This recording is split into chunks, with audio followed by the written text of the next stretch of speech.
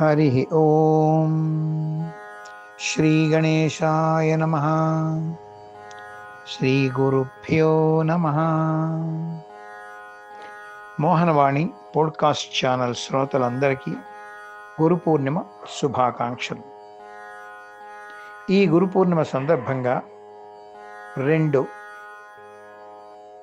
గురు స్మరణ సంబంధించినటువంటి శ్లోకాలతో ఆరంభించుకుందాం.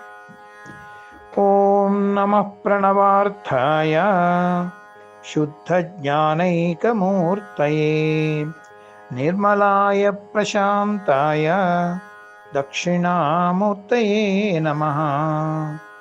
జ్ఞానానందమయం దేవం నిర్మలస్ఫటికాకృతిం ఆధారం సర్వవిద్యానాం హయగ్రీవముపాస్మహే. ఈ 2 శ్లోకాల్లో చూస్తే మొదటి శ్లోకం మహాశివుని యొక్క దక్షిణామూర్తి రూపం, రెండవ శ్లోకం మహావిష్ణువు యొక్క హయగ్రీవ రూపం అన్నమాట. మహావిష్ణువు గురు రూపంగాని పొందినట్లయితే హయగ్రీవుడుగా దత్తాత్రేయుడుగా దర్శనం ఇచ్చాడు. అలాగే మహాశివుడు గురు రూపం పొందితే దక్షిణామూర్తిగా అవతరించాడు. శాక్తేయంలో అమ్మవారు కానీ గురు రూపం పొందితే ఆ తల్లి దక్షిణామూర్తి రూపిణి. అలాగే శ్యామల, శారద ఇవన్నీ కూడా అమ్మవారి యొక్క గురు రూపాలు అన్నమాట. లలిత సహస్రనామాల్లో మనకి ఒక 4 నామాలు కనబడతాయి, ఈ గురు సంబంధిత నామాలు.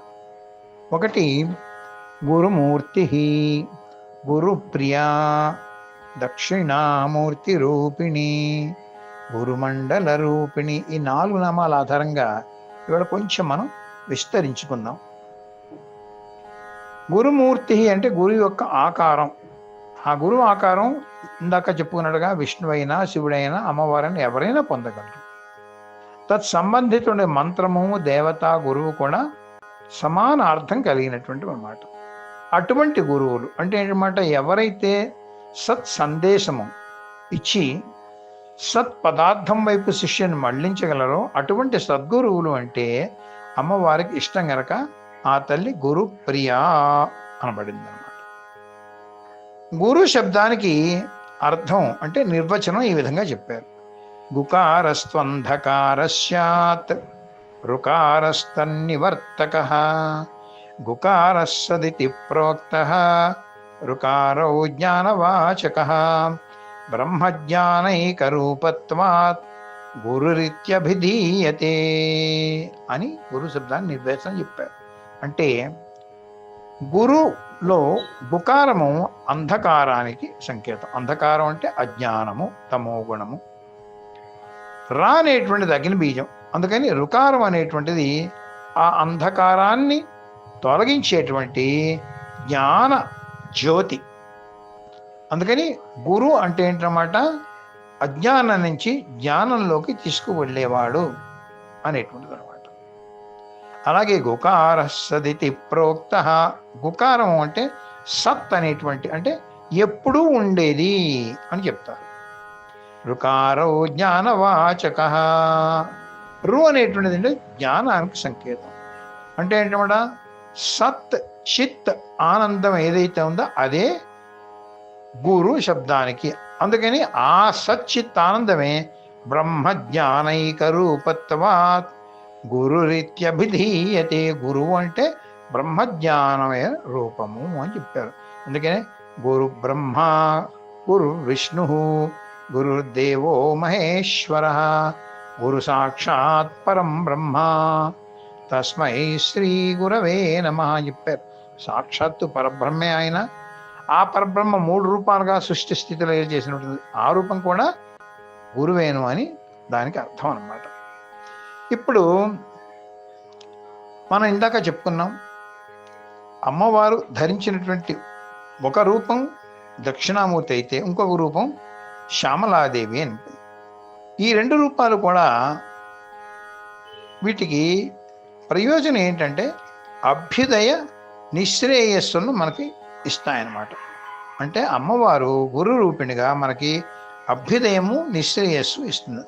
అభ్యుదయం అంటే ఏంటన్నమాట, సుఖం, ఇహలోక సుఖం. అంటే పారలౌకిక సుఖం కూడా అనవచ్చు, కానీ ప్రధానంగా మనం ఈ లోకంలో పుట్టాం కాబట్టి ఇహలోక సుఖాన్ని ఇచ్చేటువంటిది అభ్యుదయము అంటారు. అంటే ఇహలోకంలో సుఖం ఇస్తూ దానిలో ఉన్నతిని సాధించడమే అభ్యుదయము అంటారు అన్నమాట. నిశ్రేయసం అంటే మోక్షం అన్నమాట. అందుకనే అటువంటి గురువుని దేశిక అని కూడా అంటారు. చాలా చాలా ముఖ్యమైనటువంటి పదం గురువు. దేశిక అంటే ఏంటన్నమాట, మూడు దేశి శబ్దాలు దీనిలో కనబడతాయి. ఉపదేశిస్తాడు, ఉపదేశిస్తుంది అమ్మవారైతే, ఆదేశిస్తుంది, నిర్దేశిస్తుంది. ఉపదేశ, ఆదేశ, నిర్దేశములు ఇచ్చింది కనుక దేశిక అని చెప్పేసి అంటారు అన్నమాట. అదే ఇంగ్లీషులో చెప్పొస్తే మెంటర్ అంటారు అన్నమాట. మలచి తీర్చిదిద్దే స్వరూపిణి, అదే దేశిక అంటారు. ఈ దేశిక పదం చాలా చాలా ఉత్తమమైన పదం అన్నమాట. అంటే గురువు శబ్దానికి మనకి ఆచార్యుడు, ఉపాధ్యాయుడు, గురువు ఇలా ఇలా ఉన్నాయి. వీటన్నిటిలో కూడా ఉత్కృష్టమైనటువంటి స్థానం దేశిక అనేటువంటి శబ్దానికి ఉన్నదన్నమాట. అందుకని అటు అభ్యుదయమైన ఇటు నిశ్రేయసమైన రెండిటిని కూడా మనకి ఇచ్చే తల్లి కనుక ఉభయ తారక రూపిణి. అంటే ఇహలోకం నుంచి తరింపజేస్తుంది, పరలోకం నుంచి కూడా తరింపజేసి మనకి పారమార్థిక లక్ష్యంగా మనని నడిపిస్తుంది కనుక ఆ తల్లి ఉభయ తారక రూపిణి అని అంటారు. ఇంకొక అతి ముఖ్యమైన నామం మనకి లలితా సహస్రంలో గురుమండల రూపిణ్యై నమః అని కనబడుతుంది. గురుమండలం అంటే ఏంటంట, గురు పరంపర. అంటే గురువు, శిష్యుడు, ప్రశిష్యుడు, మళ్ళీ ప్రశిష్యుడు, ఈ విధంగా ఆ గురు పరంపర ఏదైతే ఉందో ఈ గురు పరంపరనే గురుమండలం అంటారన్నమాట. ఆ గురుమండల రూపిణి ఆ తల్లి నాటి నుంచి నేటి వరకు కూడా అనమాట.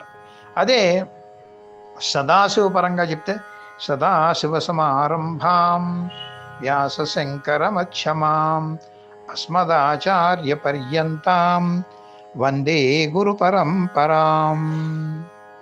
అదే నారాయణ పరంగా చెప్తే నారాయణ సమారంభాం వ్యాస శంకర మధ్యమాం అస్మదాచార్య పర్యంతాం వందే గురు పరంపరాం. ఈ రెండు శ్లోకాలు అందరికీ కూడా తెలుసున్నవే.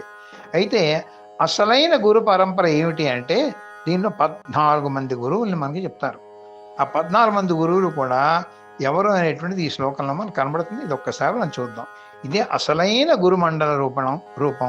అక్కడి నుంచి మొత్తం ఇప్పటి వరకు ఉన్న మన అస్మద్ గురువుల వరకు కూడా ఇదంతా గురుమండలమే అన్నమాట.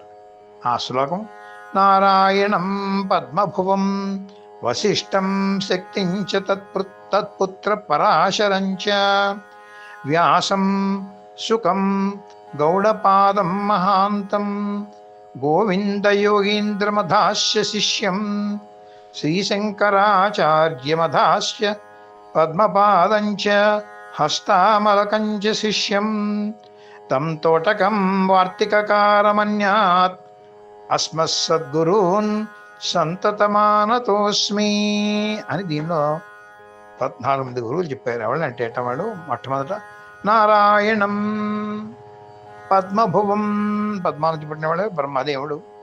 వశిష్టం శక్తి ఆయన యొక్క పుత్రుడు పరాశరుడు, వ్యాసుడు, శుకుడు, గౌడపాదాచార్యులు, గోవిందపాదాచార్యులు, శ్రీ శంకరాచార్యులు, పద్మపాదాచార్యులు, హస్తామలకాచార్యులు, తోటకాచార్యులు, వార్తిక అంటే సర్వేశ్వరాచార్యులు, సురేశ్వరాచార్యులు, వారితో ఇంతవరకు వచ్చిన గురు పరంపర అస్మద్గురువున్. ఇంతవరకు వచ్చిన వాళ్ళందరూ కూడా వీళ్ళందరినీ నిత్యం మనం స్మరించుకోవాలన్నమాట. అందుకని ఈ శ్లోకం ప్రధానంగా అందరూ కూడా నిత్య పారాయణ యోగ్యమైనటువంటి శ్లోకం. ఎందుకంటే ఈ గురువుల కటాక్షం ఉంటే మనకు ఏదైనా కూడా చక్కగా అబ్బుతుందన్నమాట. అందుకని ఈ శ్లోకం అందరూ కూడా ఎప్పుడూ నిత్యం పఠించాలన్నమాట. అందుకని ఇటువంటి ఇదంతా గురుమండల రూపం అనమాట. ఆ గురుమండల రూపిణి అయినటువంటి అమ్మవారిని మనం గురుమూర్తి, గురుప్రియ, దక్షిణామూర్తి రూపిణి, గురుమండల రూపిణి అని మనం స్మరించుకున్నాం. ఇప్పుడు మన్నాథ శ్రీ జగన్నాథ మద్గురు శ్రీ జగద్గురు మదాత్మా సర్వభూతాత్మా తస్మై శ్రీ గురవే నమః. మన్నాథ, ఆ గురువే నాకు నాథుడు, జగత్తుకు కూడా ఆయనే నాథుడు. నాకు ఆయన గురువు, జగత్తుకే ఆయనే గురువు. నాకు ఆత్మస్వరూపుడు, సర్వభూతాలు ఉండే ఆత్మస్వరూపుడు ఆయనే. అటువంటి గురువుకి నమస్కరిస్తున్నాను అని చెప్పేసి ఇది గురు స్తోత్రంలో ఒక శ్లోకం అన్నమాట. అటువంటి ఆ గురు అనుగ్రహం సదా సర్వులకు కూడా కలగాలని అభిలషిస్తూ స్వస్తి ప్రజాభ్యః. హరి ఓం.